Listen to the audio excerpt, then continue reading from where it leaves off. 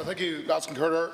I want to commend Deputy Dooley on introducing this bill. I think this is a very significant year for independent broadcasting in Ireland. It's the 30th anniversary of the awarding of the first licences, and this is the year, Minister, you have to get real about its future. We have had many engagements and many promises and many discussions, but this year you have to get real, and the Department has to get real about securing the future of the independent sector, which has been so successful. Successful at national level, at regional level, at local level and at community level. Successful in giving local voices a stage that they otherwise wouldn't get. Successful in giving local issues an arena that they otherwise wouldn't get. Successful in profiling local sports, local initiatives and local achievements, successful in being there when communities are challenged at times of huge weather events. Our own station Midwest broadcast through the night during the worst of the weather last year, and even in the event of local tragedies, they are there on hand to support local communities. A large national organisation cannot do that. Local, regional and independent radio does that. Minister, you know and who has spoken that fake news is a threat. It's not just some sort of comedy invention.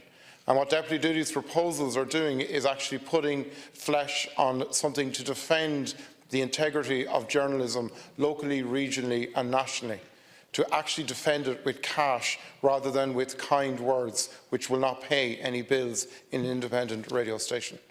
You have to try and look at the connection between communities and the radio stations. The kind of listenership figures you see around the country are testament to that in a very intense commercial world. And you have to recognise that that connection costs money. It cannot be paid for on its own commercially. You need to actually come to the table with the kind of proposals that Deputy Dooley is putting forward here. Otherwise, we will lose stations, we will lose that connection. I also want to point out the success of community radios, local community-based radio stations in towns like my own in Ballina, in Erris, in Claremorris and in Castlebar, bringing very local issues and local voices to the fore. That is the diversity that Irish radio listeners have. It's a diversity that is being lost in many other countries around the world.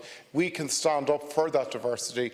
We can protect it by putting cash on the table from resources that are already there, or we can give it false promises and give it a pat on the back and see it disappear.